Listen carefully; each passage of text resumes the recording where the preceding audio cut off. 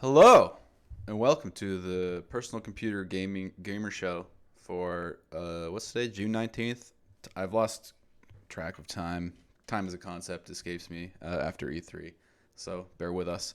Yeah, it's the PC Gamer Show, the show where we talk about computer games, and there's a lot of stuff about computer games that we've yet to talk about.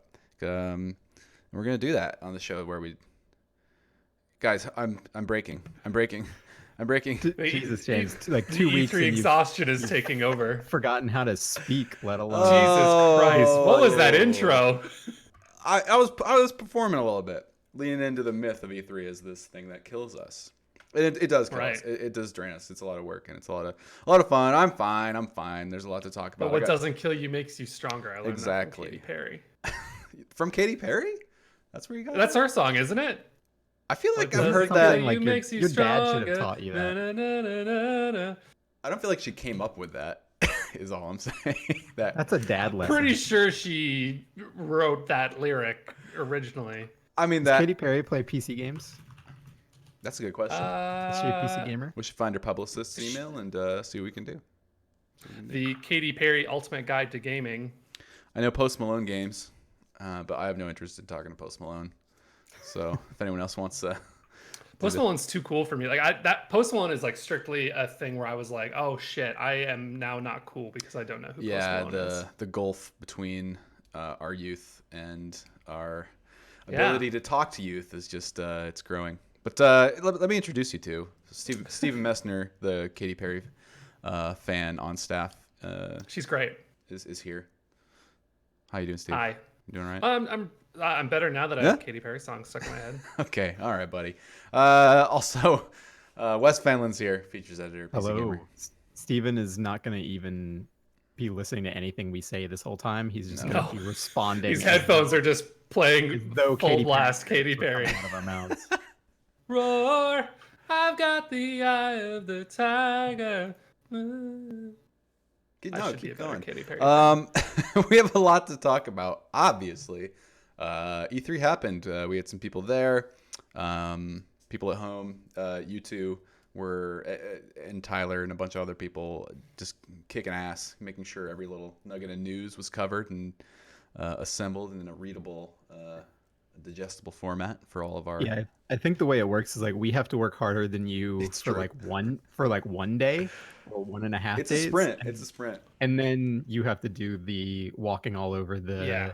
show floor and dealing with the loud noise and trying to play a game Yeah. in the cramped confines of a booth, and the rest Eating of us are cold $18 reading Twitter. slices of pizza. The food situation near the Los Angeles Convention Center is not ideal. It's not ideal. Like just outside of it's pretty great, but man, rough days. Yeah, no, but a lot to talk about. We're going to talk about all the biggest news and surprises. We're going to talk. I think we're going to break out a section of the show for Cyberpunk. I think because it's this big mythological game that is finally coming out. Keanu Reeves is in it. I got to see the new 50-minute hands-off demo that will be revealed to the public, I think, at PAX West. But so it's a couple months out. And Steven saw last year's, so Yeah. you guys will have a good comparison. Yeah. I mean, I guess we've all seen last year's eventually. Yes. They Now. put it up. But Yeah, I mean, like Steven's not really special. our reaction, like it was definitely a different. Sound like my dad. We'll get to it, but like last year was magic. It was like, oh my god, this game exists. It's first person. Whoa, what the fuck? And this year it was like, oh, it's a video game. It was less magical and more down to earth, and we'll kind of break down exactly what the hell that means in the middle of the show. Then we're gonna close out with just some personal picks and hidden gems from the last week's show and the coverage overall. So I doubt we'll be able to get through most of this, so we might just end early and not be super comprehensive. I think that's okay. Why even have a show, James? Why do anything? I ask myself this every morning when I wake up. So I guess to pay rent. You want to Well, that's not go there? It's for the love of the game. It's because we love the games. Yeah, baby. yeah. We do love the games. I did, and I had a great time being at the show and seeing all your coverage and absorbing it. It's our little Super Bowl, our little Christmas is not the right analogy for me, but it's like a big cultural event for us, and it's always fun to dig into and dissect and pretend that it matters more than it does. Also, hold on now. Yeah. Somehow your highlight of the week is not that you wore a fucking tux to interview people at the PC gaming show in LA. Yeah. Let's just dig into that. Our highlights of the week, which are anything related to PC gaming the last week that we think matters or is interesting that we played, anything that stood out. My highlight of the week, I guess it should be like that I got to host backstage interviews during the PC gaming show. So any like a good chunk of our presenters would come off stage and head to the basement, my little nook in the basement, and I would say, please come here, come over here, follow me into this dark corner. Underneath your one exposed light bulb. Wearing an old-timey tux with just big bushy hair. I probably looked like I snuck in. All that was missing was like a food stain down the front of that thing. What would you have done if you got a stain on that tux? I was horrified. I don't know. I was expensing it, but also... Especially E3 where you're on this crowded show floor. Like, you're just trying to get anywhere, and there's people... I guess the PC gaming show wasn't at the LA Convention Center. It was still pretty... Let me tell you this. So... Give us the backstage the backstage interviews were actually hosted in, like, I guess we'd call the green room, just like the snack room, where all the presenters and everyone involved could hang out and eat food, talk, whatever, just hang out before they went upstairs. And I remember distinctly, like, being overwhelmed in that moment. Like, oh my God, I'm seeing all these amazing creators from all of these studios in like these great minds that I've like idolized for so long or want to talk to. There was even a fucking celebrity from Telling Lies. What's his name? Logan Marshall Green? Better known as Trey Atwood from the OC. From the OC. I mean, so yeah, he's just hanging out. People don't know who Logan Marshall Green is. And the guy from Upgrade, or was he in Prometheus? Anyway, yeah, he was. Knockoff Tom Hardy is a common reference. He looks a lot like Tom Hardy.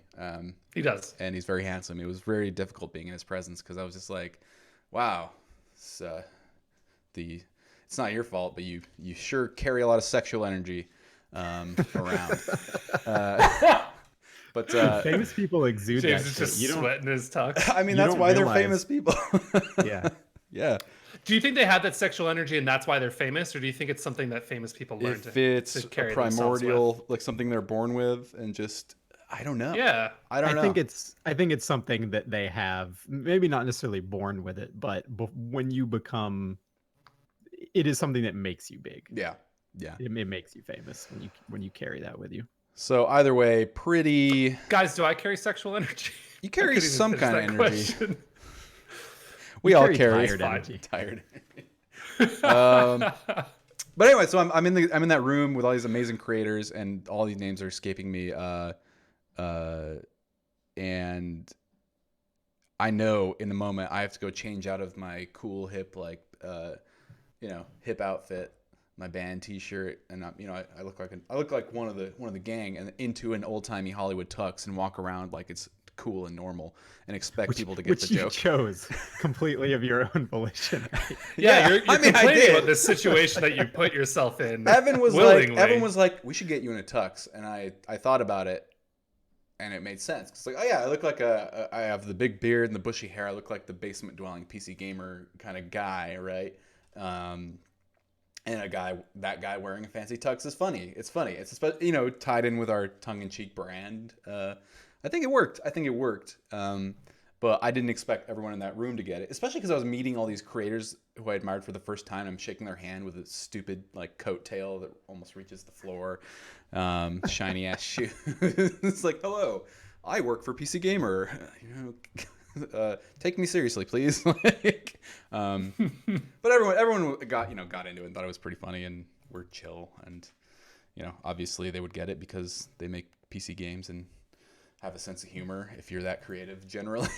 But yeah, good time. That is my true highlight of the week. I guess we'll just segue right into the what I have written down here, and that was video game wise. I think was playing the Forza Horizon 4 Lego expansion. which I Which didn't is know it. out, right? Yeah, I got home. I got home and I installed the new Xbox app, right? Which is nice. It's like simple and clean and fine. It's like not a revolution, but it at least displays what games I own, like or have installed on the sidebar, which is a fucking it's a miracle. It's nice, yeah. Yeah, because I wrote in the GOG Galaxy 2.0 feature I put up last Friday, like that I forgot I owned Forza Horizon 4, and now I know that I own it. And I also know, or upon opening that program, saw that the Lego expansion was actually just out. It had come out the morning before, and I didn't glean that from the press conference. So I installed that and tooled around in that expansion, and it's not. I don't think it's as fun or exciting as the Forza Horizon 3's Hot Wheels expansion. Like the map that they made, the little island they made for that, has all these crazy loop-de-loops and wild jumps, and the Lego expansion is like kind of just a shrunk down version of the main island. There's a couple jumps and weird little Lego flourishes, and yeah, like some familiar iconography. What really works for me is that the Lego cars are so detailed and funny. Like, you know, Forza is sort of known for their cockpit view of their many cars. The Lego car cockpit view is just hilarious to me. It's just big fucking blocks and this plastic Do you have Lego hands when you're driving? Yeah, I believe you. Oh, you do. shit. Yeah. That's great. And it just looks amazing, especially the contrast between like stupid Lego car next to like, you know, fucking crazy multi-million-dollar Lamborghini. Right. You know, that's funny to me. Best of all, I think, is the progression system. It's like this open grid of basically like tiny little achievements. It reminds me of Burnout Paradise, where there was like a whole checklist of just tiny achievements or like goals it gave you, and that you would sort of complete passively or actively if you wanted. Some of them are just like in this game, like knock down 5 traffic cones in 10 seconds, and that's like not part of any event. It's just something you can pin it to your UI, so you're reminded, oh yeah, I kind of want to knock this off the list, and you see some traffic cones, you knock them over, and you get like a little notification, and you get some Lego bricks, and everything you do in the expansion rewards you Lego bricks that goes towards building out like your Lego estate, which is like, you know, it's not really, it doesn't really give you that much other than like more credits to get more cars and cosmetics and stuff with, but it's a nice like expression of like a progression system, and incentivizes you to do more than just complete the races and complete the side goal, like the what do they call them, the side missions where you have to hit speed traps and hit jumps and stuff. So it gives you even tinier, more passive goals to hunt down, and a lot of them are really silly and fun.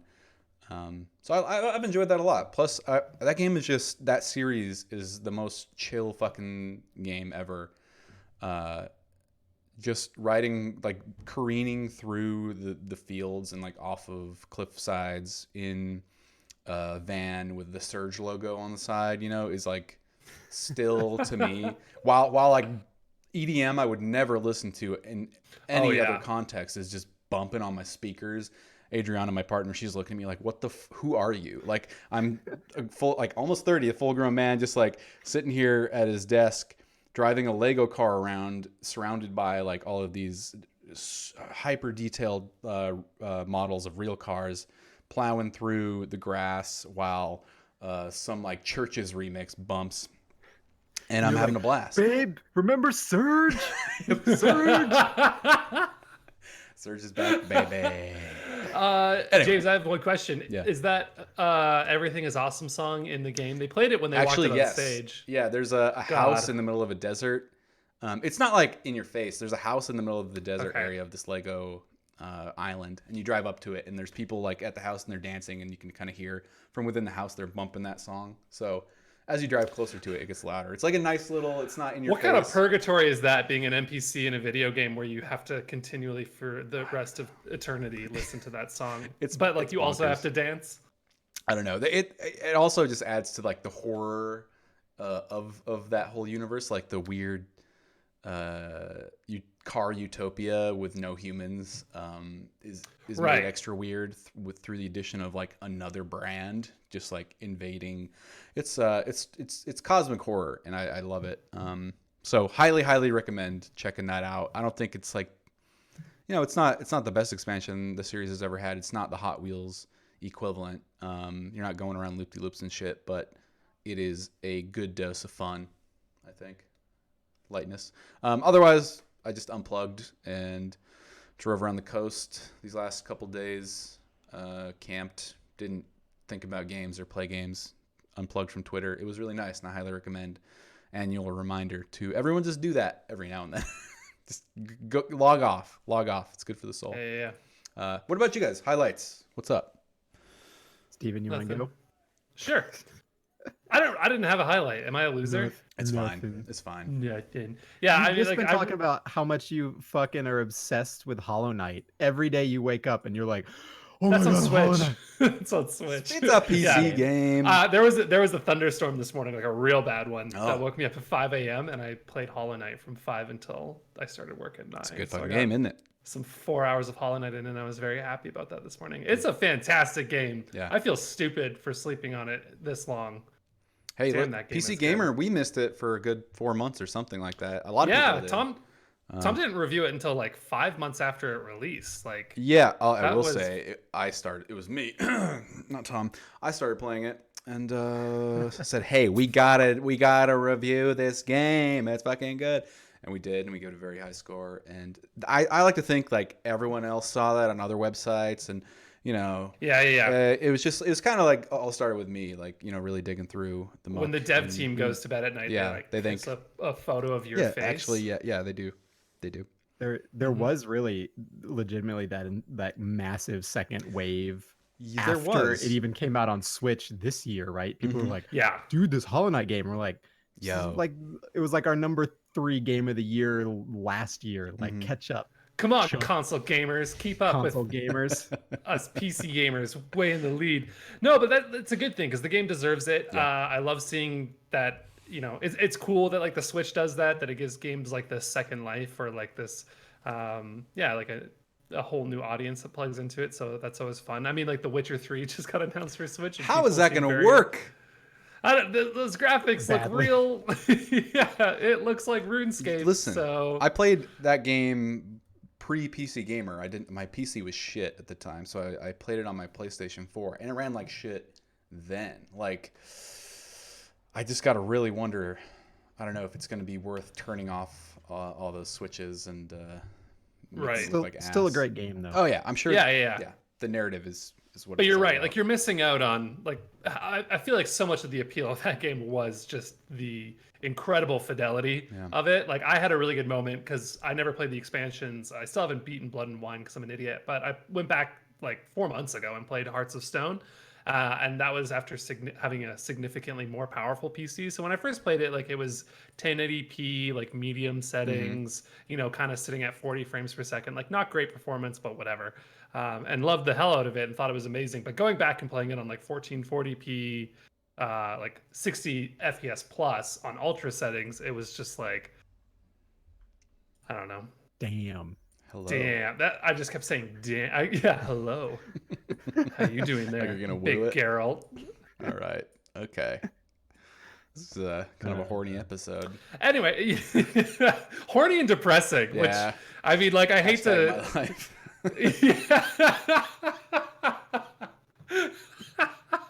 Hashtag Fortnite gamer.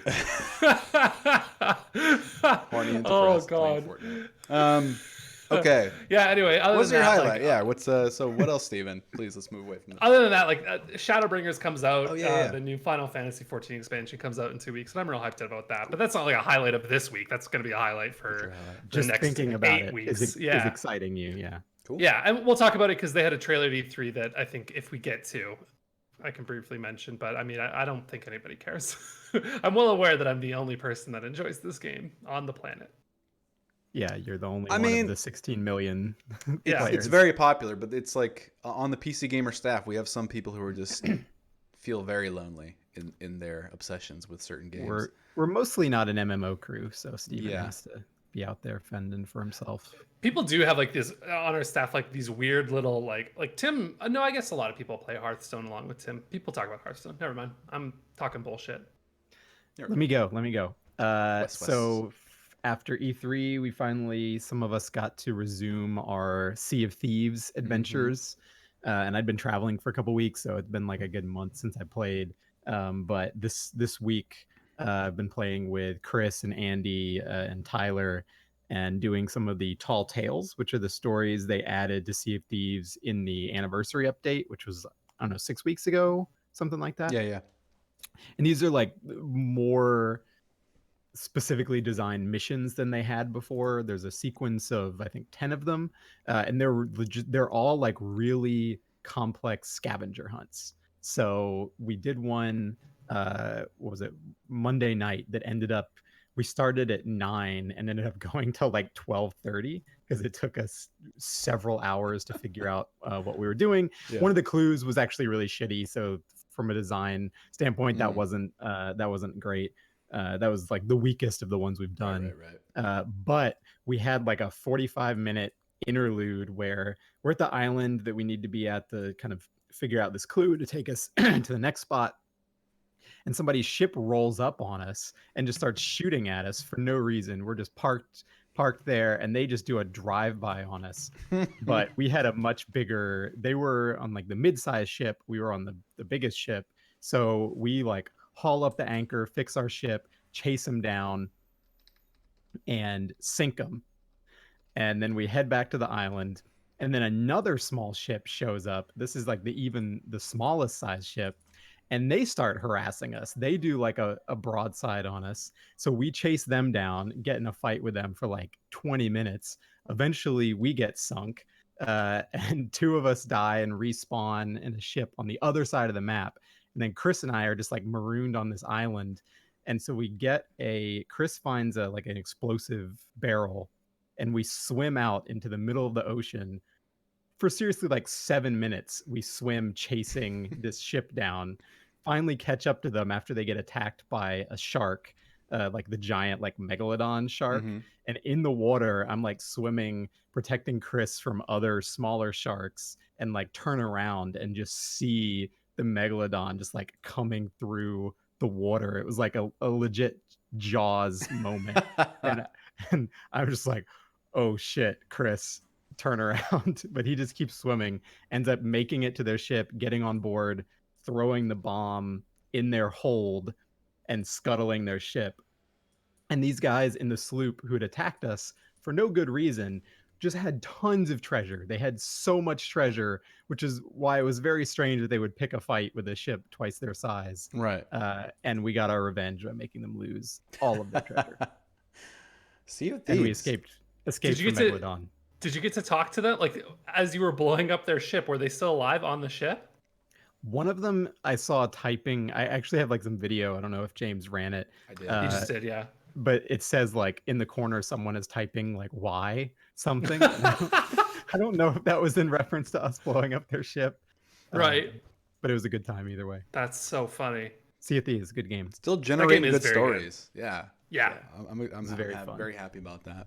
Cool. Some good highlights. But let's move on. We have a lot to get through, and let's talk about the biggest news and surprises of E3 this year. And there's a lot. I think, let's just start on this list, and we can skip over stuff that isn't here, or excuse me, it is here. If there's something missing from the list, feel free, you two, to chime in and just make sure it gets heard. We're not going to spend too much time on every topic, but big one. Elden Ring, the collab between George R.R. Martin and Hidetaka Miyazaki, from Software is real. It's real. And we got a very moody, just the kind of shit I live for, inject it into my veins, like that super vague dark fantasy bullshit is my brand. I am exactly the sucker who is like, CG reveal trailers like wake me up when there's an actual game. Yeah. And then 12 seconds into that video, I was like, oh fuck. Yeah, this is so good. Some guy with a hammer in a dark void, like this, the voiceover, the narration, just the voiceover is so evocative. So evocative. A lot of cool, tragic-looking figures from ruined, what looks like a ruined past. It's very Dark Souls. It's like fucking Dark Souls, like as hell. Right. And that's a good thing to me. But it really, like, I'm so excited at the prospect of George R. Martin writing the overarching mythos for this series, like giving a bit more maybe cohesion and palpable like narrative beats to a From game. Sounds like a good thing. I don't know. What do you guys think of this? It still just kind of blows my mind that it's real. Yeah. It was one of those. It's one of those rumors that at first it comes up and you're like, well, that's ridiculous. And then as soon as it gains any amount of momentum, it's almost like this is so absurd that it must actually be true. Yeah. Which is what ended up being the case. Yeah.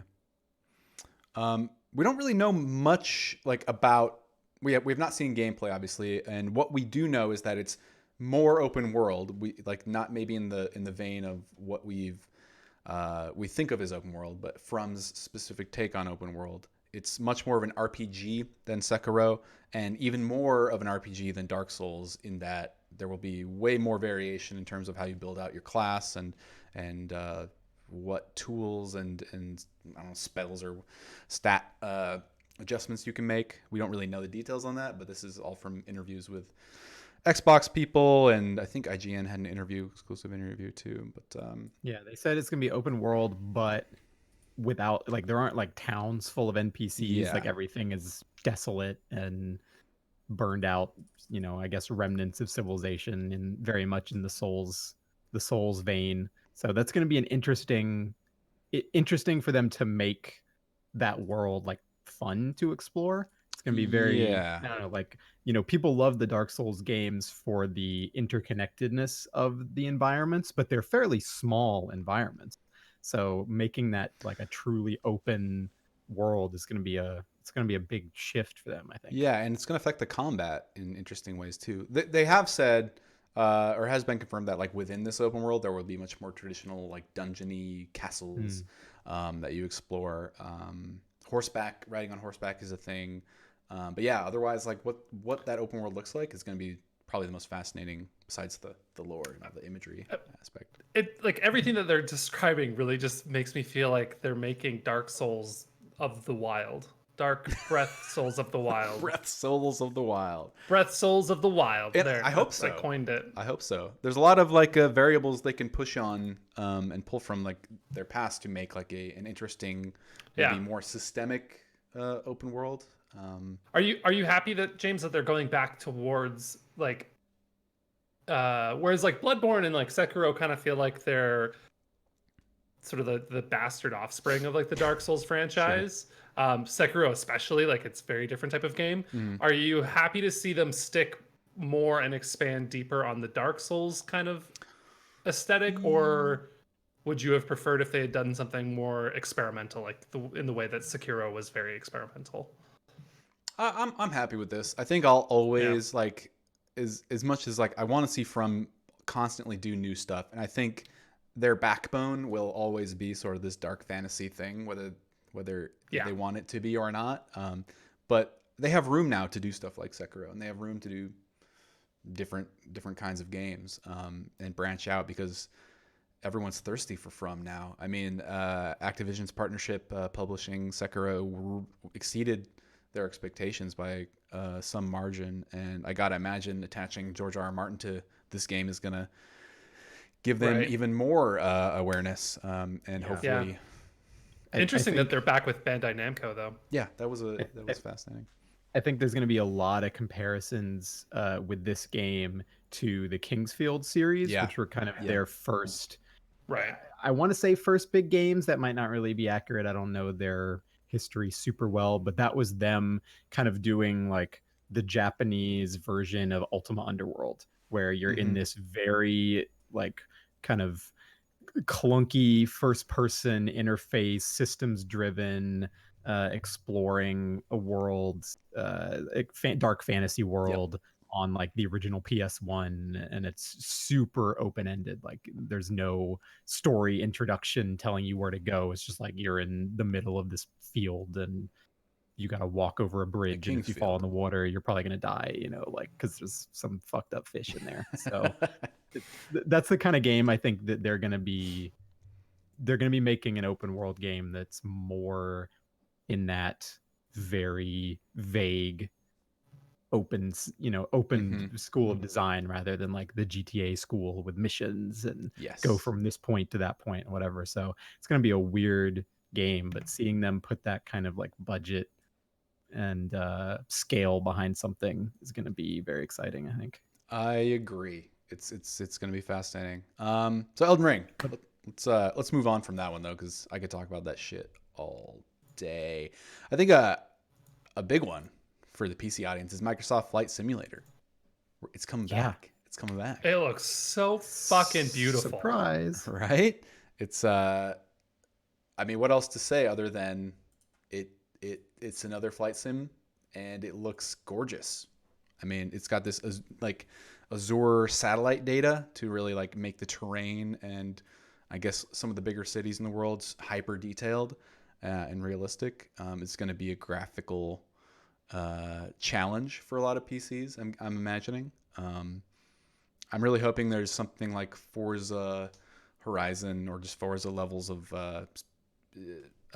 adjustments in terms of difficulty and simulation, because it's the kind of game I want to play without having to actually know how to fly a damn plane.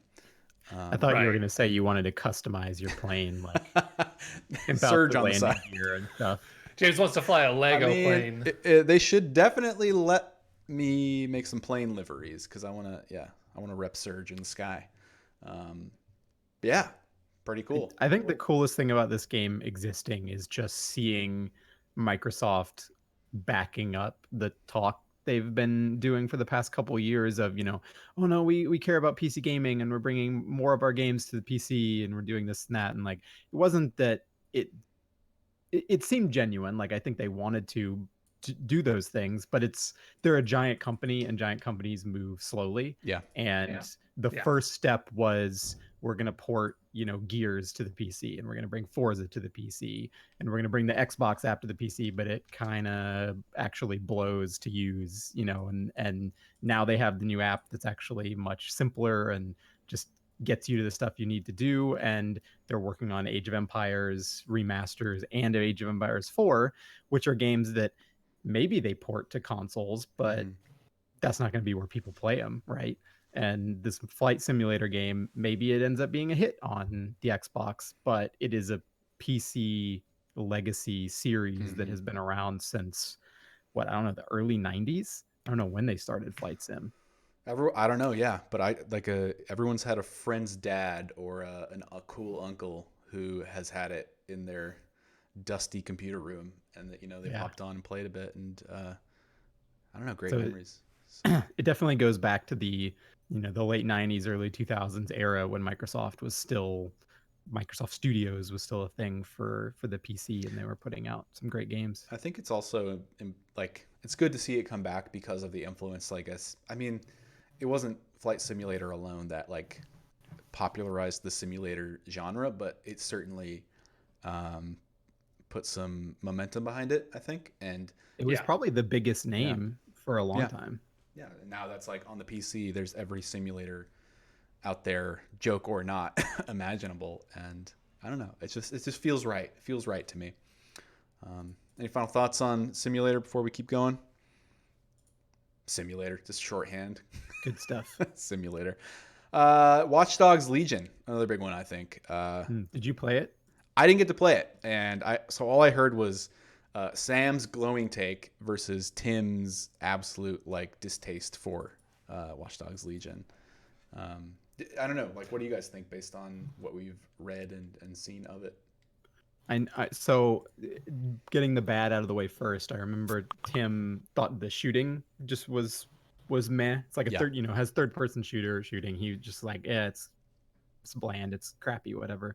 And the little bit of gameplay footage I saw with shooting, it looked fine. It looked like a third person shooter. It did not look interesting at all compared to the premise of that game. Yeah. And so I hope it's a pretty small part of what you're doing, or it can be a small part of what you're doing if the game is as freeform as they say it is, Mm-hmm. because they say it's really freeform, right? And that is Yeah. the exciting thing. Yeah. So Steven, maybe you can like detail exactly. Well, maybe not exactly, but sort of what's the hook here with this NPC Yeah. system? So yeah, with Watch Dogs Legion, the NPC system. So the hook in the game is that you can play as anybody. So I guess like you're gonna start the game, it's gonna assign you a character to play as, but then everybody, all the NPCs walking the street, they're not just there as like window dressing. They are fully simulated quotes. That's what they say. We'll have to see what the actual game is like, but they have like relationships. They'll have an occupation. They'll have hobbies, and they'll have like schedules that they follow throughout the day. And so any of those NPCs, you can then find ways to basically like recruit them. They'll have like a recruitment mission that's based on sort of their simulated personality, and then you can recruit them to your underground resistance. So it's set during sort of a future, not too distant future London. Hopefully not the real future London. Yeah, we'll see. Where it's sort of a police state. It's taken over by this very sort of dystopian police. It's a police state. It's dystopian. It's Big Brother, and so you're part of the resistance that's fighting back. And so the hook is that you can play as these characters. You can switch freely between them, but then also if they die, they are permanently gone. Mm-hmm. And characters will have different sort of skills and abilities. So like you get to kind of build your own resistance movement, but you're the only one that's actually ever controlling them, from what I gather. Yeah. But there was lots of like really funny stuff. Like during the E3 demo presentation that Ubisoft did live on the stage was playing as like a grandma who was her skills was that she was an expert hacker, and so he was like infiltrating like a corporate headquarters as this grandma and like tasering guards and then like planting her backdoor Trojans and like then hobbling out. And so it looks like it has a bit more cheek to it, which I think is good. I hated the tone of Watch Dogs 1 so fucking much. I don't think anybody liked the tone of that game. Yeah. I haven't played a lot of Watch Dogs 2. In fact, I just bought it a week ago just because I was jonesing. It's good fun. And yeah, it's better. It's certainly like a marked improvement for that series. And I think Legion, I'm really excited for Legion. I think it looks really cool. I think Ubisoft is a really large company that has been able to do some really interesting things with their games. Like Assassin's Creed Odyssey is like a good example of them just making an enormously detailed game with some really cool ideas behind it. Mm-hmm. So I'm willing to sort of take Ubisoft at their word when they're saying things like, oh, it's fully simulated NPCs that have their own jobs. And like, even to the point where like, if you kill an NPC's brother, they might make time in their schedule to go like to the grave or to the cemetery and like spend some time at the grave. And I'm sure you're not going to go and like find a grave marker with that NPC's name on it. Like they're probably just going to go to the cemetery and just find any grave and then cry there and go through. Like the simulation can only be so deep, right? Yeah. But as long as it's convincing at sort of a surface level, I think that'll be really cool. We'll just have to see. Yeah. But it certainly sounds, it's the most ambitious game I would say at E3, maybe, excluding Cyberpunk. The things that they were talking about being able to do with those NPCs is just crazy. It's going to be the game Chris Livingston lives in for quite some time, assembling his weird armies. So at the very least, we're going to get a lot of entertainment value out of it through Chris, even if it's not necessarily a top tier game. It looks pretty good, and I'm very hopeful though. Like you've said, all that stuff. I'm glad to see new ideas injected into sort of the open world GTA mold. Totally. So it's cool to see Ubisoft do something so different. Like the thing that really sold me on it was Sam wrote in his preview about he's like doing a mission and he takes out there's just like hired thug, bad guy, right? Corporate goon. He like beats the shit out of this guy, puts him in the hospital. So obviously this character's opinion of DedSec, which is the resistance group, is very poor because he just got his ass kicked by somebody from the group. But if he goes to the hospital and can like hack it and move his healthcare up to like the top of the list to help him out.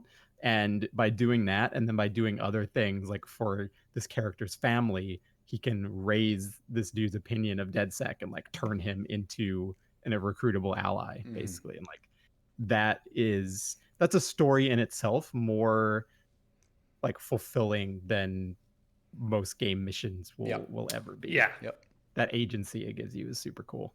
Right. Yeah. Cool. It's coming out next spring, like most of these. I'll touch briefly on Final Fantasy VII Remake. So we don't have a PC date for that or confirmation at all. I think when it was first announced, it was announced for PC, or basically the assumption is it will be PC because most Final Fantasy I think games. we'll just have to wait an extra year Yeah. after the console version. But you two are series fans. Does it look all right? I'm assuming you're both series fans. I mean, it looks cool. I'm sure Wes is more critical of it than I am. Yeah, Being I the think resident weeb. I think. Hey, You're hey, both no, weebs. that's It's you. That's you, Mister. I watched Evangelion how many times in a row? Oh, like 6 or 7. It's coming out on Netflix. I'm gonna quit work. I had an excuse. I was 16. I had an excuse. A relationship was ending. That's fair. You get a free pass when that shit happens, man.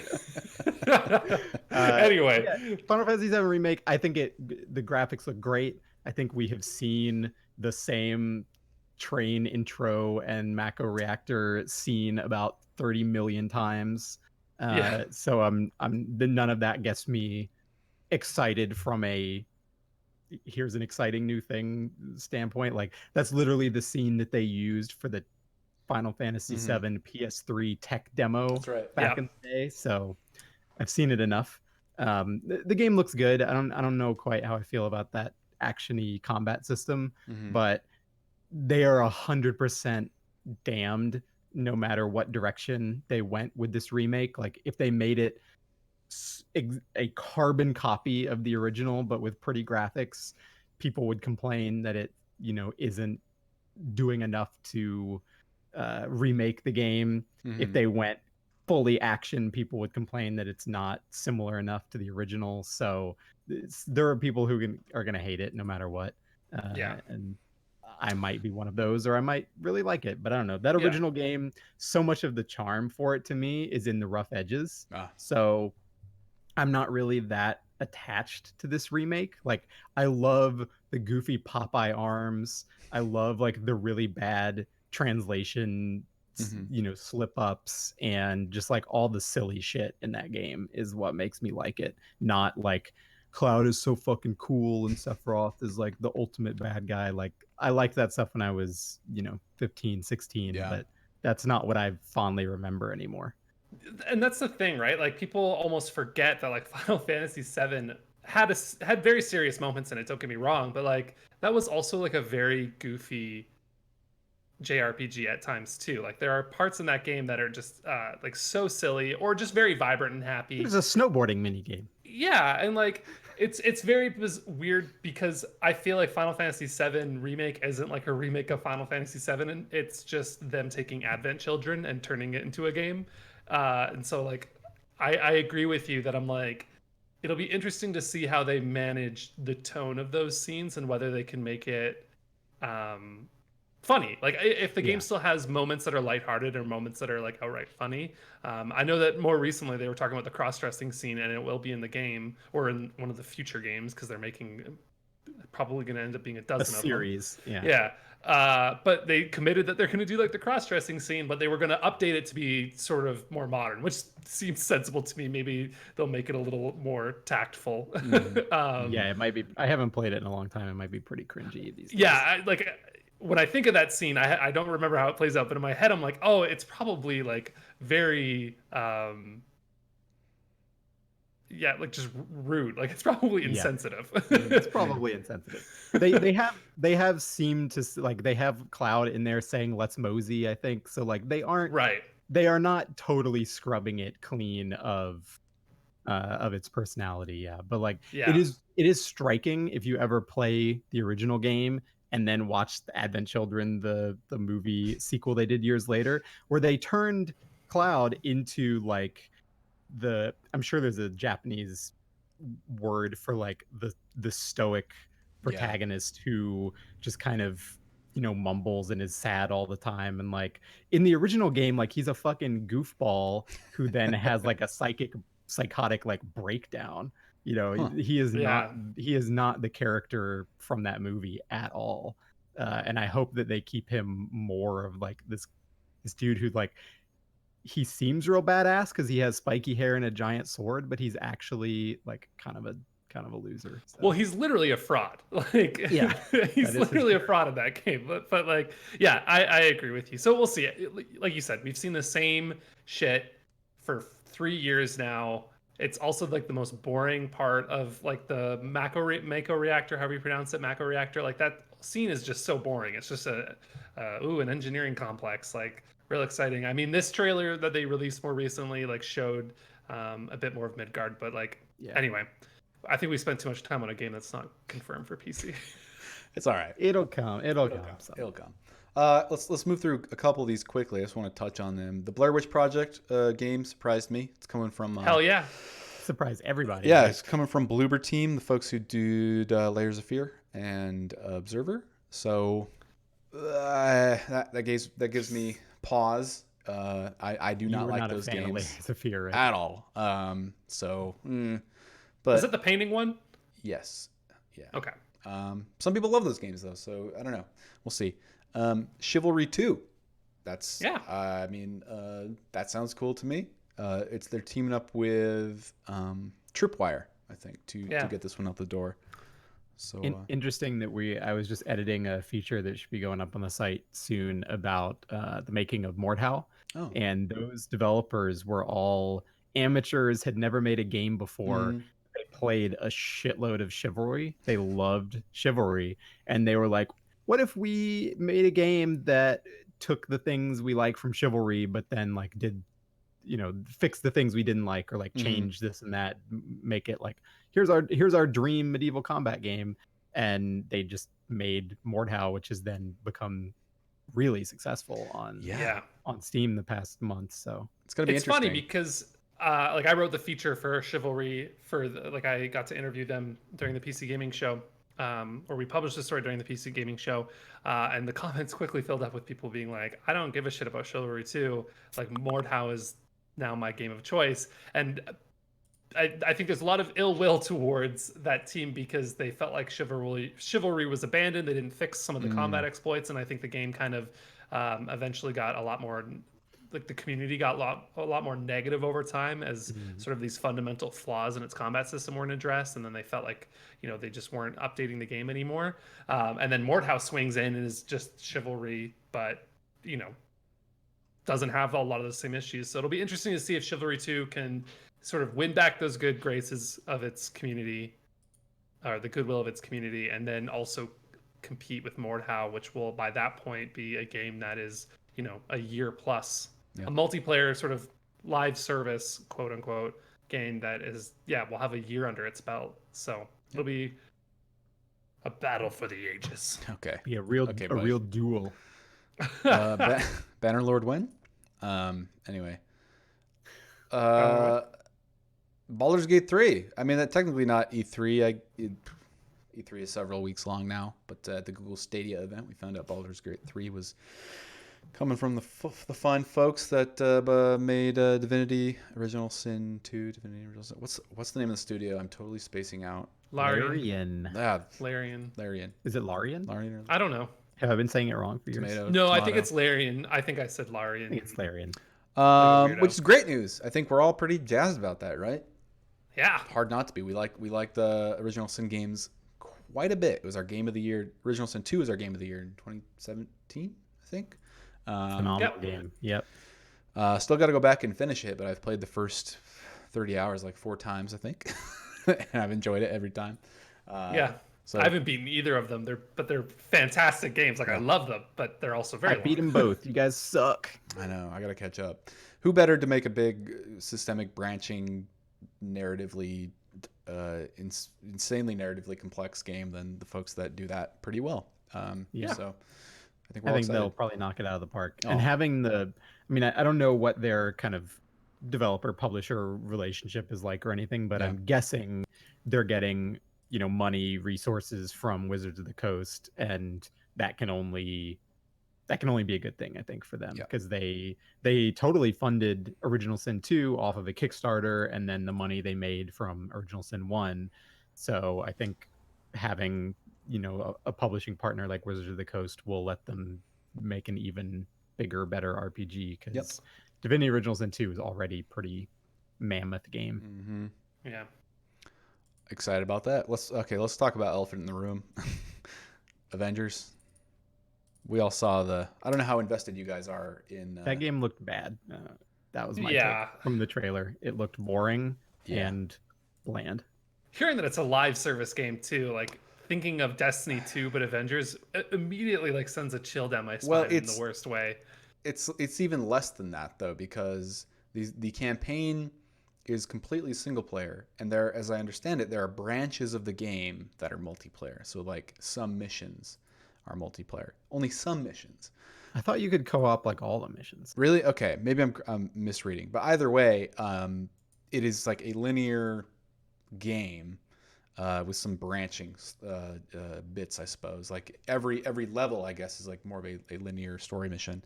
You play as one of these. I forget who exactly is playable. Hulk, Iron Man, Thor, Black Widow, Captain America. It's basically the movie, Yeah. the original movie cast minus Hawkeye. Yeah, and they look very bad. Their faces, like Tony Stark, like the most, I guess, iconic character. He looks like a frozen pizza These delivery manufacturer. You know what I mean? Like, yeah, like an Italian chef on the box of like a frozen pizza, like Delicio or like the Totino's guy. yeah. kinda. Yeah, he looks awful. And I mean, I wrote down he looks like one of those presets in the Dark Souls character creator. He's just like guy with goatee. It's not working for He looks me. like someone hit randomize on a character creator for sure. And that's a I feel bummer. like the criticism people have of the Marvel movies for having like a kind of a flat generic look, I think is sometimes fair, but I think a lot of times those movies do have moments of really nice directing flair, not across the entire movie, but like they have good shots for sure.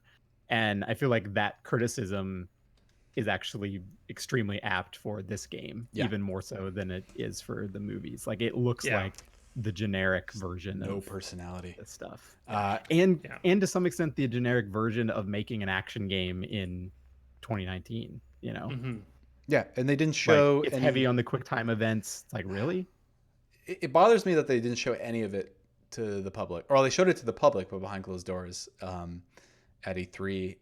Sam got to see the demo, and he came out of it also thinking, like he mentioned, the quick time events. It looks like very sort of generic action gaming. You're fighting just soldier dudes, kind of mashing your abilities and progressing, and building a live service game out of that doesn't seem like something that makes sense to me. I don't know. There's so many questions we still have, but everything has impressed negatively, I think, upon us for the most part. And it's hard to, like, I get how hard it is to make a good game around all of those different characters, but I'm just thinking, like, what is playing as the Hulk going to be like in this game? Now compare that to the, like, what, 2005, what was it, Hulk Ultimate Destruction, where you could just like run around cities just utterly trashing shit. And like, yeah, that was like a mid-tier game. It wasn't some amazing piece of like, oh, like this is the ultimate Hulk game, it will never be topped, everything about it made me cry and the action was amazing. But like it got the Hulk as a character who should just be able to tear shit up. And I'm guessing this game will, by its nature, not have levels designed to support the Hulk wrecking everything, because you also need to be able to play as Black Widow running through those levels and Iron Man flying above those levels. Yeah, like how are you going to make what you're? It's almost like this impossible design challenge, because any one of these characters deserves their own game that would be really hard to pull off. You know what I mean? Like making a competent Iron Man action game would be really challenging to do. Like for example, like the Spider-Man PS4 game was like, it's really good, but it's because it focuses so much attention on what it feels like to be Spider-Man swinging through Manhattan. So like, yeah, the thought of like these characters with vastly different abilities and ways of, you know, traversing the environment and stuff like that, all having to work together in the same space makes me just feel like it's going to come out like porridge without sugar. Not good porridge, like just Porridge. oats and water. Burn. Thanks for specifying that we're talking about bad porridge, not. There's not good the other porridge. You've never had good porridge? Come on. I don't think I've ever had Is porridge different from? How different is it from oatmeal? I think it's the same. Is Is it just porridge oatmeal? just like the English? Porridge Maybe is like porridge is storybook oatmeal. It doesn't exist. It's just storybook. let's The Goldilocks oatmeal, yeah. pretty much. Oh gosh. I think it doesn't lawn. it could be oatmeal. It doesn't have to be oatmeal. Why am I caring this much? Move on. Interesting. Yeah, Jedi Fallen Order. Yeah, Jedi Fallen Star Jedi Wars. Fallen Order. So Star Wes, Wars. you're kind of like one of our go-to Star Wars people. I think your opinion on this might matter most of all. So break it down. So Jedi Fallen Order looked, from what they showed at E3, like a very linear action game with, I guess, some pretty decent looking lightsaber combat, but I don't know, it just the main character is so bland. uh Everything they were showing, it kind of just looked like they were trying to make, you know, Uncharted but with lightsabers, and Yeah. not as, without the swagger that, you know, Naughty Dog is able to instill in Uncharted. But then people's impressions from the stuff that was actually playable at E3 was that it's like almost Metroid style in its like overarching game design, where there's like, you have a ship, you can go to different planets that are different like hubs with levels that you need to obtain abilities or items or whatever to progress further in them. So you have backtracking and you have a lot of freedom in choosing where you go at different times. And that sounds really fucking cool. And I don't know why they didn't show any of that Yeah. at the, you know, in the trailers. Maybe it was just too hard to convey that in, you know, 2 minutes of video. I don't know. But so I was at first really just like, meh, like checked out on that game. And it sounds like maybe there's a lot of cool stuff in there actually that we just haven't seen. It's no, you go ahead.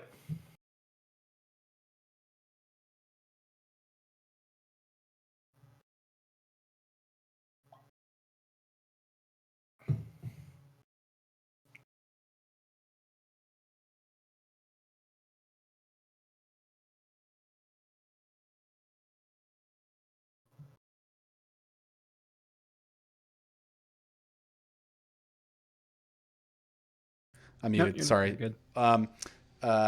Yeah, I came into the after seeing that generic demo, like thinking this is Uncharted, but space swords.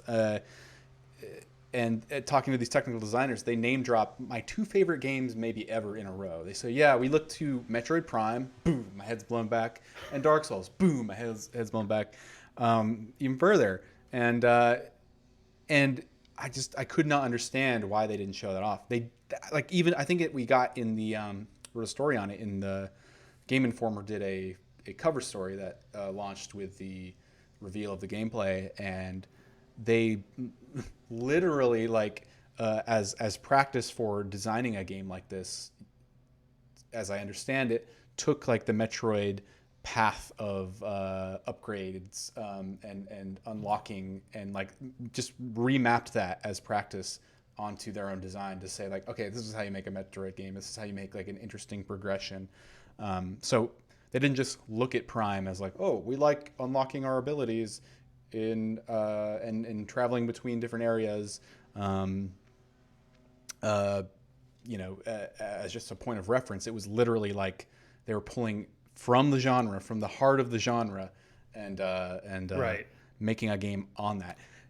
And that shit is like also game journalist catnip. So hopefully, Yeah, they're I not know. sort of overstating how, like, oh yeah, it's like Star Wars but Dark Souls. I And tried to everybody's reel like, it back, like my sold. expectations. But It's funny though, because like I feel like this is a really good example and of just E3 is like this moment where you have like the entire world watching your game, and for it was 13 minutes of gameplay that they showed, and it was 13 minutes of gameplay, and they didn't do the best job from what we're sort of guessing at. They probably didn't do the best job at leading with the things that would have actually excited us and led with everything else. And now this game is just dominated by this conversation of like meh, and it'll be interesting to see when it really comes out. More than any other game at E3, I'm really excited to see what Jedi Fallen Order actually looks like. I'm sure as it gets closer to release, they're gonna do more and more previews and sort of pull back the veil on that game. But I'm so intensely interested because what we saw and what we heard from them were two wildly different things. One was really exciting, one was super boring. I still have reservations about that protagonist, and like the overall aesthetic is sort of like there's something almost toy-like about it, like the way the people animate. I don't know. There's something strange about the scale. It looks like a little bit PS2 CG trailer, CG FMV. Wow, yeah. Final PS2 Fantasy is too harsh. cutscene. Like PS3. Yeah. PS3. CG. But like just the way he looks is like he just looks like such a dweeb. Like it's really hard to like this. We've talked about it in chat. Like he looks like there's a lot of good burns we've had. He looks like the bully from A Christmas Story. That's it. He looks like any bully from any movie. Any ever. coming of age But 60s he era. very much looks like the bully from any coming of age movie. He looks like the bully from A Christmas Story. Maybe now you guys are gonna get the emails I got for suggesting that he was boring. People calling me out. Extremely boring. Sorry, like not sorry. It sucks. But maybe he's an interesting character and well written enough to redeem some of that. I hope that this game is like a Titanfall 2 situation where the beginning of that game is like, okay, this is fine. Like it's a first person shooter, whatever. And then you get like 3 missions in and then it's like, oh shit, this game's fucking cool. Yeah. Your little shoulder robot's than gonna throw you across a chasm in a move of self-sacrifice. This robot can use the Force. What? Yeah, what if the Changes robot just everything.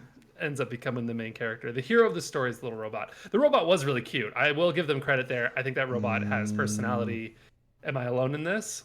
I just like anything minion adjacent now. I'm like skeptical of anything that's just like a little guy that is cute, a little thing that is cute. Right. I'm like okay. Anything under 1 foot tall, and James is like trash. Fuck that shit. It might be a great droid, but like BB-8 hasn't really won me over yet. It's like BB-8 is just R2-D2 a ball.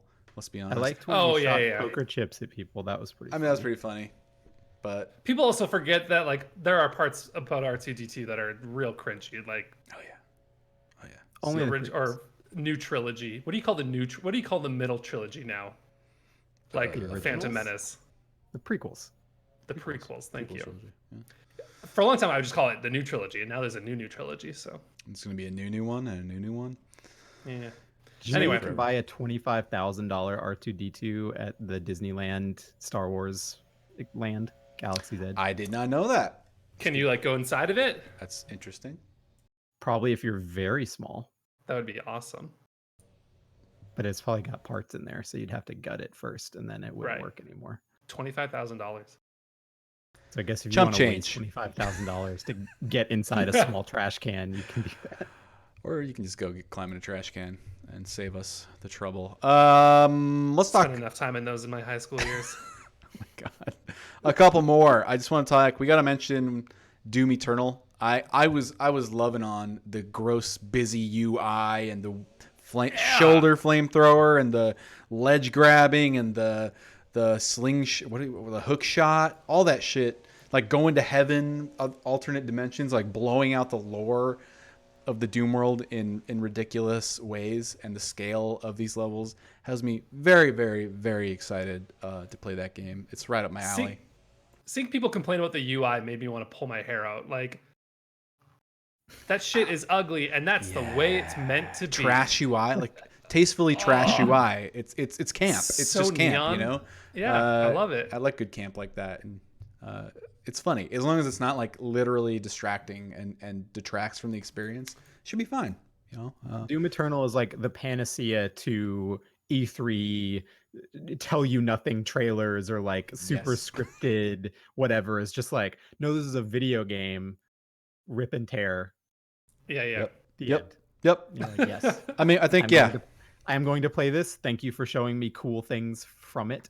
Looking forward to it. Yep. Bethesda's Yep. show overall was not like stellar, but I think Doom's bit was one of the most like complete, just honest and comforting sections or bits in E3 overall. Very nice. Excited to play that. That's this fall, right? Soon, huh? Yeah. Cool.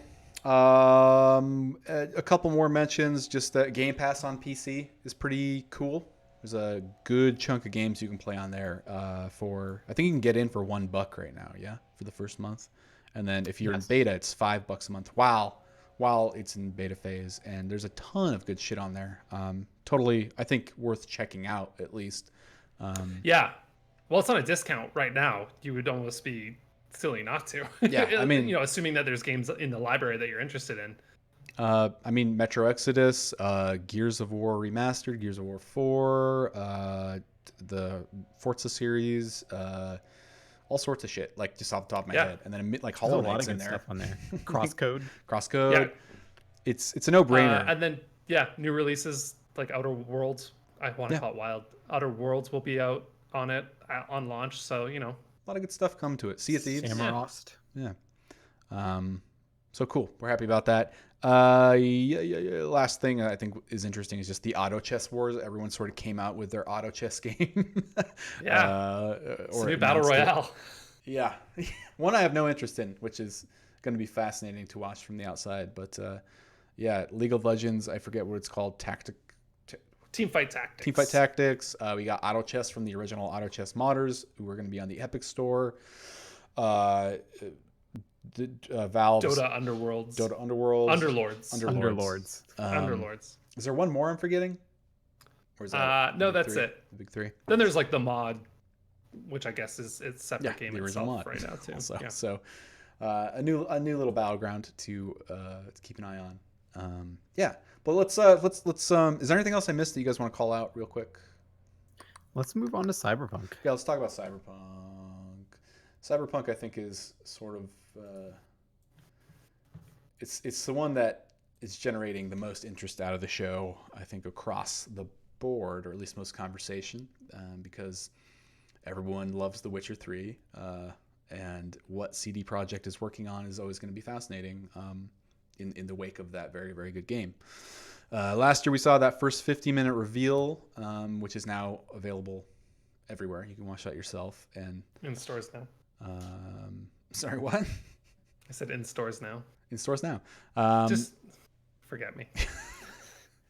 Never, Steven. Never. That's the moment where I just fade away into nothing. Yeah.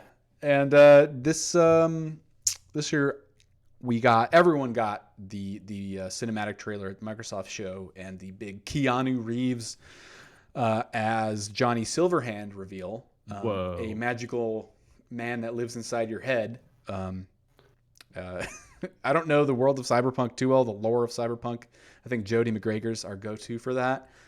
So I kind of, that stuff didn't, like the Johnny Silverhand connection and the Alt Cunningham connection didn't do much for me, but Keanu Reeves in a video game, he's having a moment. John Wick fucking rules, so I'm here for it. I don't know what you guys think about that. Do you think he's Yeah. gonna say "whoa" at some point?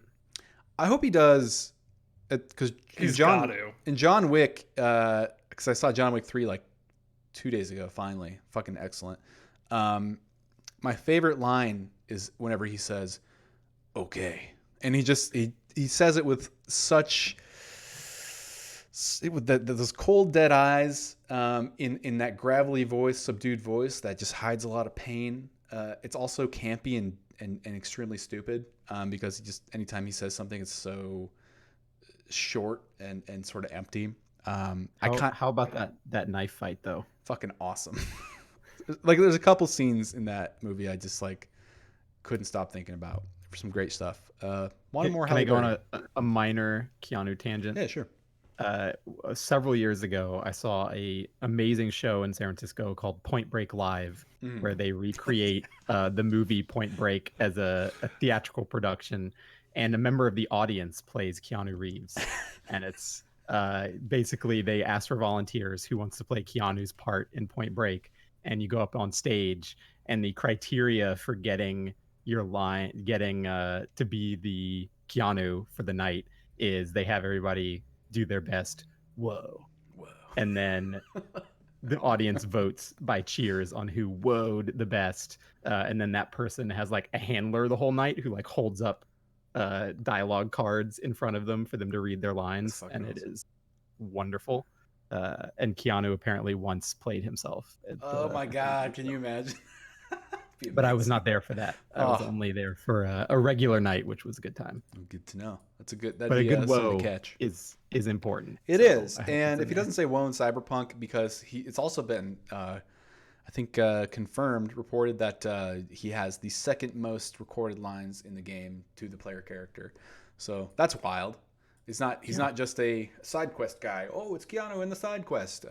He is living in your character's head as a digital apparition projected by his actual consciousness, which is somehow in a faulty chip or weird chip that your character has or inherits. So he's going to be central to the plot. That's cool. And his delivery, like, you guys haven't, all you have is that tidbit where in the end of the trailer he says, like, wake the fuck up, we've got a city to burn, or whatever. Like, his delivery is still, like, it's not muted, or I don't know, Tim didn't like it too much in the demo, but he just shows up like a Navi and like sort of comments or ribs you here and there, which is, I think, it's so welcome, because last year one of our biggest criticisms was like, well, this is the dialogue and tone of this game is so self-serious and very almost like schoolyard gritty, that he brings a lightness to it that wasn't there otherwise, and he'll often just poke fun at you. What does he say? Oh my God, I should get that line up. I'll get it up in a bit. Is it when you finish the character creator? Yeah, he says, no one gives a rat's dick what you look like, or something like that. Like, Keanu saying that. After you spent 3 hours, like, carefully tailoring your character's appearance to be perfect. It's pretty good. It's pretty good. I don't expect every line of his to be like a zinger, but no, I like his presence. Gosh, the demo overall, though, I think our big takeaway, this demo was set in Pacifica. It's one of the districts of Night City that was designed as an entertainment district or like a resort district. Think of like a Vegas chunk of town, but investors like poured a ton of money into it. There's all these like fancy hotels and resorts and amusements and like a big mall, like Mall of America style mall. But in the lore, investors pulled out all their money due to an economic scare. And so now this is like this abandoned, like half-built district that has been sort of ghettoized. The crime and lower class moved in, and so now like one gang in particular, the Voodoo Boys, is sort of like the dominating force in this district, and you interact with them throughout most of this demo. A competing gang has sort of taken up residence in this mall, and you. Because you need something from this gang and they need something from you to get those guys out of the mall, you go on this quest to, kill some dudes. Or not, because you don't have to. Apparently, we also found out, due to feedback from E3 last year, you can now finish the entire game without killing anybody, which is rad. RPGs, strive for that. I think I'll probably make it like 15 minutes for accidentally shooting somebody with a shotgun and then just being like, well, I'll never do time it. to kill them all. I like that. Yeah. I like that. I won't even be a bad guy. I'll straight up murder an innocent person in that game as soon as the opportunity presents itself. Almost certainly. So I'm not going to like recite my entire time with the demo, because I furiously took notes and tried to recite most of it from memory in an editorial that you can read on our website, pcgamer.com. Give us the high points and the low points. But the high points, I think, for me are the detail of Night City is astounding still. It's amazing, the attention to detail, and like everything from the smallest advertisement or graffiti, the NPCs roaming around performing and living their lives really gave Pacifica the feeling of like a in video game terms, a real place, like a lived in place with history. And you can infer a lot of the history from what you see. And I think with Cyberpunk, because as a genre is like very much a vehicle for like angry, I think, commentary on social and political issues, capitalism in particular, it works. And I think that's so important. Seeing this, like, I'm so glad they opened up with the context of Pacifica being this once resort town, and now, you know, the lower classes moved in, and you see like the rippling effects of that. And hopefully the remaining quests in this kind of place won't just use that as backdrop. That's like the one question I have is, are we going to use these like poor people of color as just backdrop for fun action sequences, or are they going to be an integral part of the story? You know, are we going to find out more about like what led to the events that led these people there, or are we going to help them find some kind of catharsis, or just at least like live in that for some kind of to gain some sympathy? There's a lot to be done with that kind of like this world, and the amount of detail in there that I will feel very, very disappointed if it is not utilized to tell like very real stories with real biting commentary, or at least like opportunities for teaching or learning or understanding.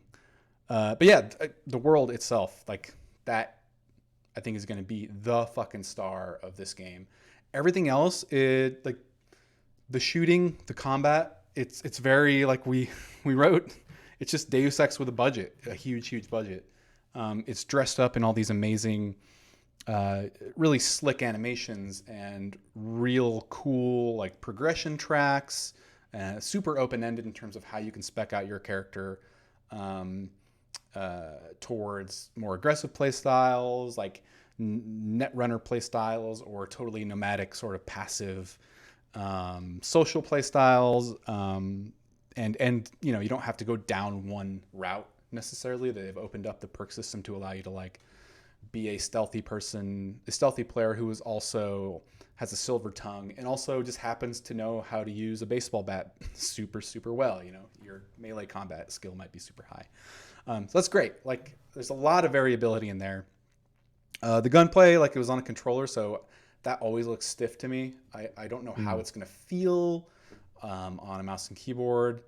I didn't hear anybody coming out of E3 really praising the gunplay. No. Like, it wasn't especially negative. It was kind of just like, yeah, it's all right. You know, it's fine. I think it looks competent. It looks good. I think it will be serviceable, like totally like up to par, up to standard.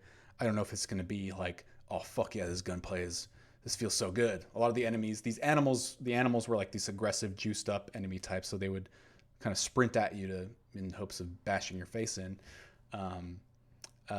So it was kind of hard to get a feel for like what a dynamic fight might be between someone who's specced out with like a gun also. What does that look like? That was kind of like a problem for The Witcher 3 too. I feel like, where the combat was fine. You know, some people really disliked it, but for the most part, it was just like, yeah, it's okay. It gets the job done, but it is probably the weak link in that game. And I hope in the 8 months they have left for Cyberpunk, that they can bring that up to a level where, if you're making a first-person shooter, like, make the first-person shooting feel really good. Yeah. And I might be fine. Like, also, what I really hope for is just that this is a good role-playing game above all else. Like, if the shooting is serviceable, that's fine. Even if it's less than serviceable. I played Fallout New Vegas. I played Fallout 3, shooting Fallout 4. It's awful in those games, and I played a lot of them anyway. So I would hope it feels better than those, and I'm fairly confident it will. But in the end of the day, like, now we just need to play the game. We came away, like, Phil and I walked to that presentation together, and we were like, it's a video game. It's a video game. And now we just need to see, like, is the writing, like, what is the story they're trying to tell, and what is your agency within that greater narrative? And will it shy away or not from being as blunt and angry as I think the best cyberpunk fiction is, and what the genre was made for. I don't know. Um, so yeah, I think we just gotta wait. Like we just gotta wait and see. If I came out of that thinking this is a video game, I don't care to watch any more or learn anything else about it really until it's out and we can just see it in its complete context and judge. Maybe like, we saw a lot of controversy about like an advertisement featuring that, was criticized as transphobic. We saw, some questions about racism and like how it's positing these, like the Haitian community in this poor area. I think that stuff, CD Projekt is like a little tone deaf, and maybe because they are not like involved in Western politics and social like awareness, that they maybe did not expect that stuff to be as problematic when hung out there on its own. So I think that stuff deserves criticism from a marketing perspective. I really, really, really, really hope that stuff sits well in the context of the greater game, and that it's a mad, fucking pissed off depiction of late capitalism and technology, and like sort of like gets really into what it is to have a body and all this stuff. Cyberpunk is like really the best cyberpunk fiction digs into. So cyberspace and meat space. Yeah, cyberspace and meat space. Right. So yeah, I think people are going to really like the demo when it comes out around PAX West, I think. So sit tight for a couple months and we'll all be on the same page and I think ready to just wait it out until April. But I'll shut up about Cyberpunk. I kind of want to get through some of our personal picks or hidden gems of E3 that we thought are worth highlighting and maybe were skipped over because they are E3 is a show sort of built for and around bigger publishers. And these smaller games in the margins deserve a little bit of attention as well. There was some good indie representation at the show this year between Microsoft's conference and our show. We had a bunch of indies there too. So yeah, let's talk about them. Steven, let's talk about that weeb shit. You talking about Final Fantasy 14? Final Fantasy 14. I watched that trailer and I have played a dozen Final Fantasy games, and I was like, I have no idea what any word coming out of any character's mouth in this trailer means. It was so fucking fun. That trailer was so goddamn good. I went immediately to the Final Fantasy 14 subreddit, and it was losing its fucking mind because they casually, like, without getting into it, because yes, it is very weeb shit. And it's so deep up its own ass that like to try and explain it to someone who doesn't play it, whatever. But like, you have to respect at least what they were doing, which is that this game has had a consistent story for like the 6 years that it's been an MMO. It first came out in 2010. 9 years this game has been out. And it's had a consistent story that really kicked off in 2013 and has been sort of this from one expansion to the next. There have been characters, there have been lore. Like you're basically like, it's like any Final Fantasy game except for it's an MMO. And for people who haven't played this game, you may know about the Realm Reborn reboot where they basically remade the whole game. But as you like alluded to, it's incredible that they actually made that a consistent story. Yeah. Like the world was reborn narratively. They were like, that old world is dead now, but that's all canon. Like that shit happened and now here's the new shit happening and why. The way they ended the original version, the 2010 version of the very terrible Final Fantasy 14, which is why they remade it, was with a meteor exploding and revealing Bahamut, which is a Final Fantasy dragon, was inside of it. Or it was a moon, sorry. They summoned a moon down to low orbit, and then the moon cracked open, and this dragon crawled out, and then just obliterated the entire like landscape.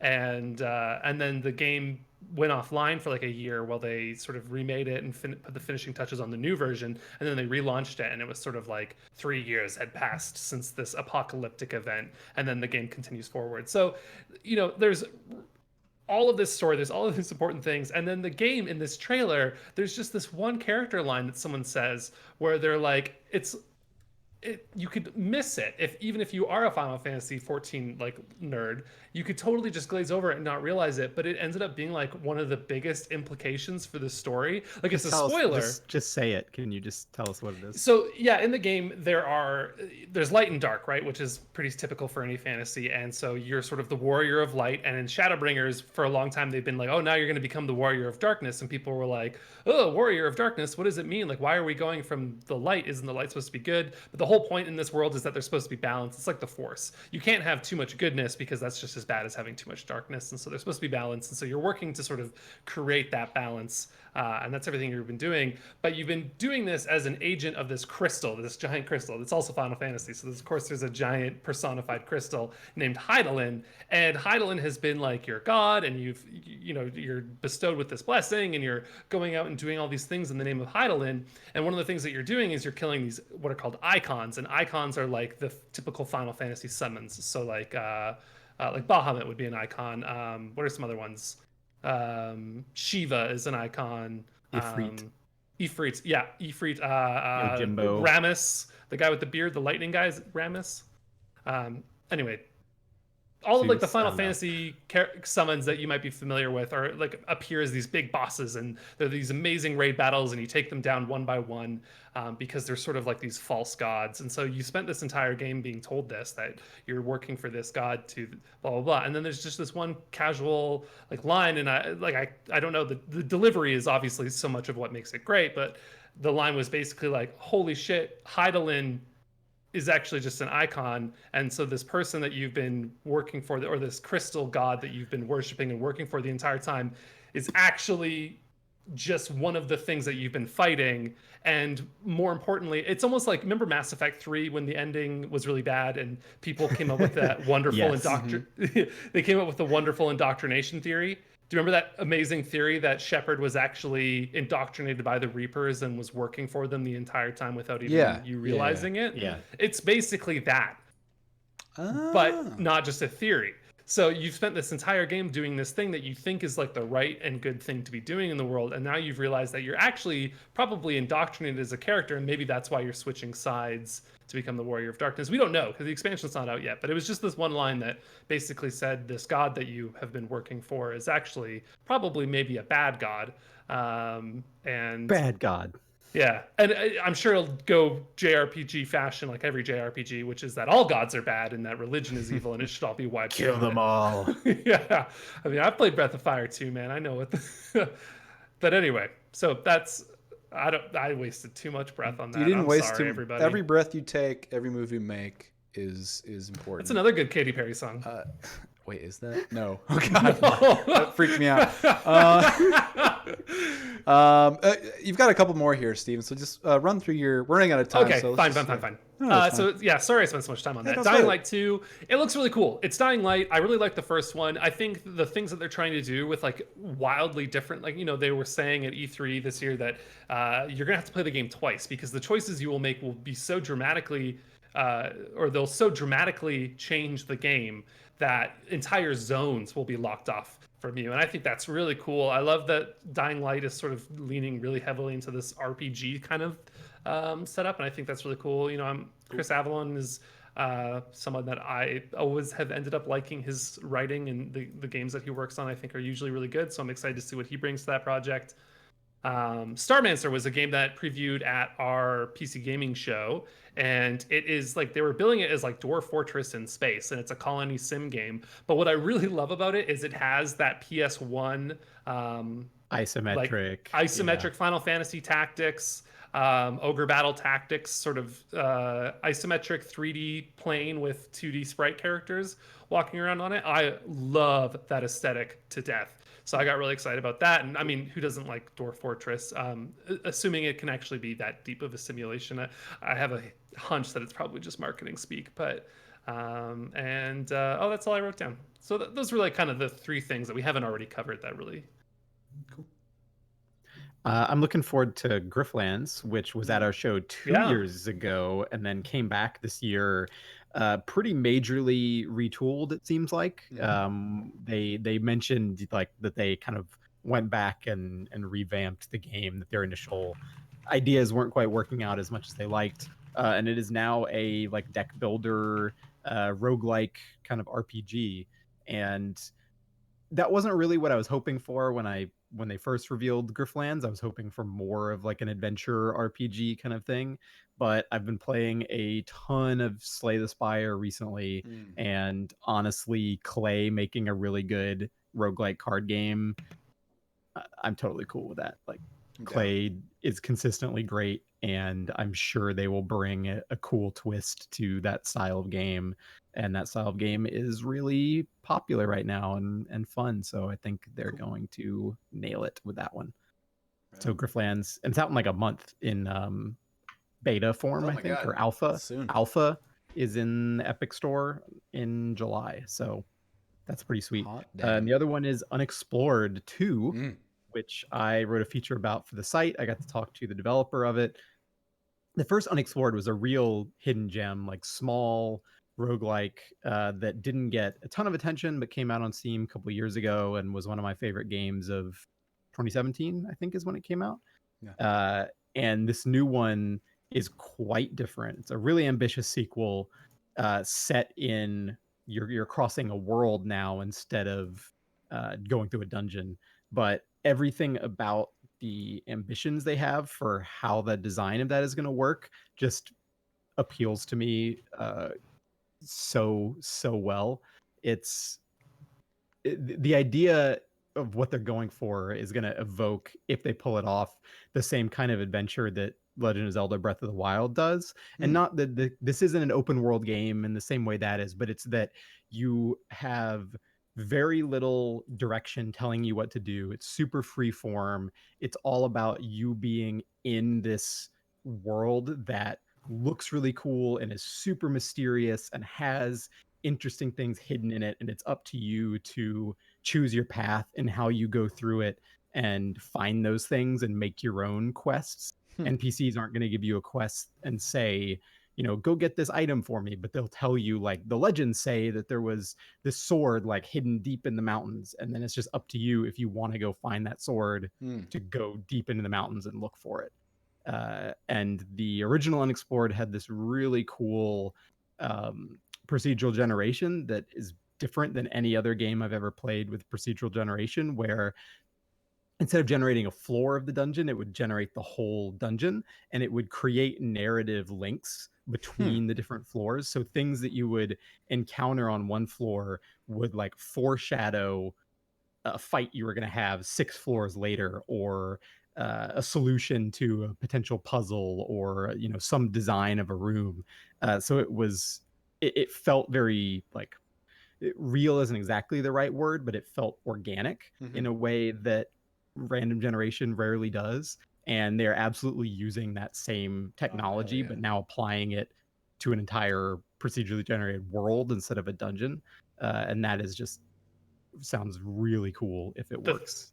the thing that really excited me about this game, because I'm also very amped about this, and I think everyone should be paying attention to it because it looks cool, was in Wes's feature that he wrote.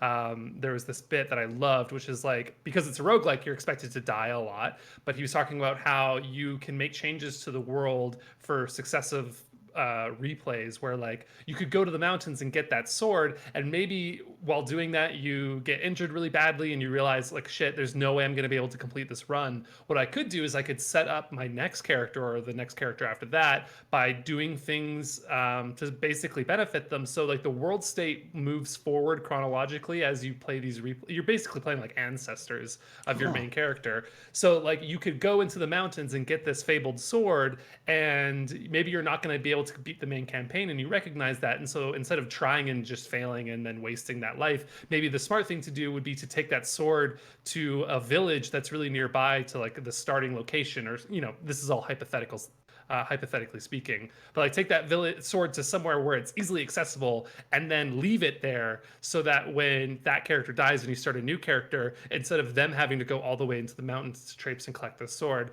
they can just go get this sword that your previous character has left for them, and then you're kind of giving yourself a leg up, and so you can manipulate the world. That's what they want to be Yeah, able to do. that is a core part of their design idea for It's sure. Like amazing. you can create just a new new world seed, whatever, if you want, but you can keep replaying the same world, and you're going to Mm, be jumping back in like it's like 100 years later or something kind of arbitrary like that. So it's not like, oh, all those chests that I opened before are still open and now I can't get any like food or items. Like it's not going to be that level of okay. granularity. Like I killed the enemies in this room, so it's empty. It's going to be more like major things that you do that could impact a region or impact special items, like the sword that we're talking about is stuff that you can kind of plan for future runs. So I think that is a really cool way to design a roguelike these days, around this more holistic idea rather than just the run based Yeah, design is really cool, totally.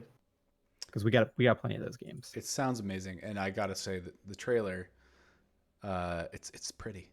It's just pretty. It's a real Oh, I love that calm. art style. Yeah. Looks like a Mobius comic Yeah. if you haven't seen Yeah. it. So yeah, I love look that up there's that in Unexplored Sable. 2.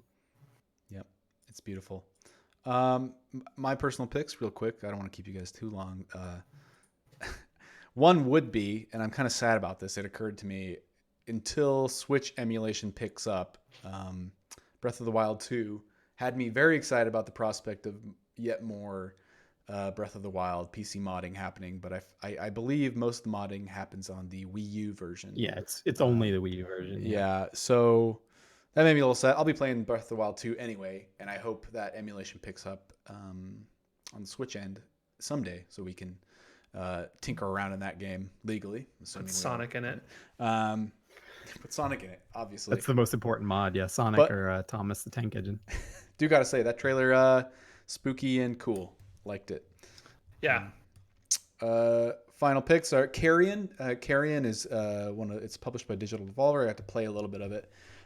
You play a hunk of meat, a sentient hunk of meat that escapes from a lab, and like a Cronenberg. This is a side scroller game. Cronenberg, or excuse me, why am I forgetting the guy who made The Thing? Holy shit.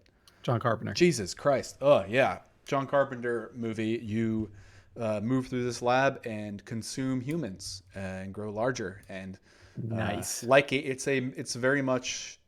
I talked to the creator, and he cites Dark Souls as influence in that he wants this big interlocked, overlapping open world, side-scrolling open world, in which you can kind of move freely around based on different upgrades you get as you consume different amounts of people, and yada yada. Very minimal UI, and it feels really good just whipping around as this, like, the physics and the animation on this thing are really cool. As this big hunk of meat that just like slamming people up and down against the wall, throwing them across the room, then eating their torso with a satisfying crunch. Beautiful, beautiful. Excited for that. Game of show for me, Hollow Knight Silk Song. It was originally DLC, but Team Cherry was like, let's make a whole game. Let's just make a whole fucking game where you play as Hornet, one of the main characters in the first game. Hornet controls so differently than the Hollow Knight. She's bigger and faster, and more mobile. So her Hollow Knight's down attack was this kind of Pogo DuckTales style bounce. And hers is also her down attack is also a Pogo style bounce, but it moves at an angle forward. So anytime you do that, you're sort of like, it kind of changes the pace of combat. You're kind of throwing yourself across the screen, trying to maintain momentum. You're spending more time in the air, and coupled with like a different kind of dash, and some more combo-y style moves. Like you can sprint, and then if you hit someone while you're sprinting, you'll like flip over there back into the air behind them, and you can chain that into like another down slash, angled down slash, or you can, hit someone in the air and kind of pull yourself up using that momentum. It's a much more active, busy combat. Also, I mean, the health system's changed, backs that up too. So healing, the healing pool, your spool, because you collect silk rather than, I don't know what it was, mask energy in the last one. Once you fill that up, you can press a button to instantly heal your entire health bar. And so what that does is it changes combat. So, or excuse me, I should also mention that you can only heal if it's full. In the last game, you could kind of slowly pull from that reserve to heal yourself bit by bit. This one, it's all or nothing. And it's instant. So that also doesn't slow down combat like the last game. You kind of had to run off into a corner and hopefully like find time between an enemy attack to find enough time to heal. And this one, it's no, you want to hold on until the last second, until you're one hit away from death to really extend the value of that heal.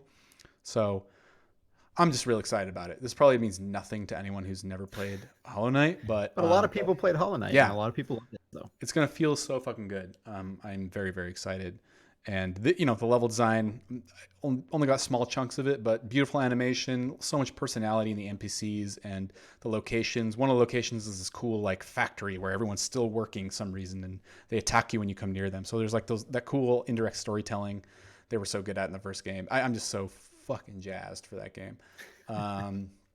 Real quickly, Mosaic it's being published by Raw Fury. I'm forgetting who's developing it, but it's a sad capitalism simulator where think of it like Limbo, but on a cycle where you walk to work in a side-scrolling bit, and you can pull out your phone and look at your phone while you walk to work. If you don't do that, you can maybe notice these little moments of beauty. I saw this big scene where my character followed a butterfly in the foreground until I became the butterfly and could move it around. And then I woke back up and was standing near the bus stop. During the day at work, it's more of like an RTS except Excel, like a spreadsheet. I don't know how that works yet. I haven't seen it, but I'm told it's like, imagine if Excel was an RTS. And so there's kind of a cycle built into that game of the simulation of a couple weeks of work, and the narrative kind of, I'm guessing, and what I'm told will sort of emerge from that as you continue to play. this is a hella James game. Yeah. Such a James. Sad as hell. One more shout out. It's not really a small game, but Lego Star Wars, the Skywalker Saga. This is like finally they did something new with a Lego game for the first time in maybe a decade. Over the shoulder camera now. Big open world hubs for every major environment from every Star Wars movie. And you can travel by spaceship to any planet within that system. So there are big open space battles you can have, random space battles. I saw a space battle, like they basically hid TIE Fighter in Lego Star Wars. I saw a Fuck. Yeah, it's like pretty in depth. There's like, you can do smuggling runs, you can engage with random space battles or story space battles depending on what you're playing, and it's to scale. So like, it's not like a cute little Lego Star Destroyer. It's like fucking huge, and taking it down is not easy. I talked to one of the lead developers, and they said, yeah, kids are good at games now, so we're just going to make our game a little more of a game and offer more Thanks in-depth. Minecraft. Yeah, pretty much. So this is going to be maybe one of the first Lego games I check out in a long time. So excited about that. How weird would it be if Lego Star Wars was a better Star Wars game than Jedi Fallen Order? Oh god, that'd be really awkward, wouldn't it? But I mean, it looks really fucking best good. Star Wars game of the decade. He wouldn't show me any of the Rise of Skywalker level, even though I begged and begged and begged. But even they don't know exactly what all of that will be yet. It's still in development, so that's going to be coming in, I think, at the last second. Cool. Yeah, those are all my highlights. There's plenty more. We're going to have more on the site, and there's plenty of coverage existing on the site. It was a very, very busy year, despite the show itself being less attractive and less robust than normal. Still a lot of news and stuff came out of the show.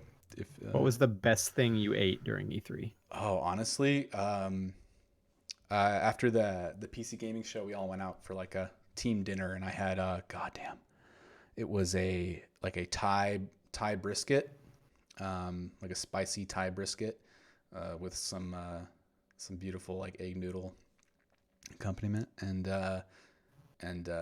like a charcuterie board on the side. You know, I like my charcutes.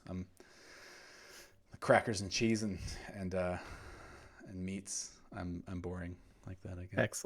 Excellent. Glad you ate well. For at least charcuterie is not boring. I'm offended that you would even think. Listen, that I just like I gotta qualify it because I feel like it. Oh, James is old now because he's into. No, charcuterie is an intense meal. It is what I live for. I love It's a charcuterie. sensory experience. Yeah. Yeah. It's meat and cheese and crackers, James. It's It's nothing boring about Lunchables, that. but they're $20. It's adult Lunchables. Yeah. Did you know that Lunchables has just introduced Brunchables? Oh my What's god. that? Is that like? Oh my They're god. like breakfast Lunchables items. Is there like Ew. is it like I regret to inform you that they look very bad. it's just like a preserved Good one, yeah. egg? God. Well, this is I don't know. It was inevitable. It was inevitable. Capitalism. It's sort of the motif we got going this show. But anyway, that's going to do it for us today. We stayed a little long. Thanks, guys, for hanging out for those last 15 minutes. I know, a lot to get through. And plenty more to emerge from our coverage that we've yet to write up. So stay tuned to PCGamer.com for even more E3 coverage. I played a bunch of other shit we didn't even talk about, like the new ukulele side-scroller and stuff like that. So, yeah, until next week. I should also say you can listen to us if you're not familiar, wherever you're listening to us at holy shit. If You can listen to us other places other than this places one than that you're Twitch using right or now. twitch.tv/PCGamer. We're here every Wednesday at 1 p.m. Pacific time. You can find us on youtube.com/PCGamer after the fact, or PCGamer.com/tag/podcast to find all of our, our RSS feed, MP3 downloads, everywhere else you can find us. And we're back on iTunes officially. So we have an iTunes. You can search us on the iTunes store and find us. I will say it's a new feed. So you will see the old PC Gamer podcast feed there. Still, find the one that's the PC Gamer Show. And we're going to hopefully merge those or do something in time. I just wanted to get us back after a conversation with some folks. We just want to get back on iTunes so it's easier for you folks to find us. Yeah. Hooray. Spotify, all that jazz, whatever. Until next week, don't forget to game on. Game on. Game on. Game on. All right, bye, everybody.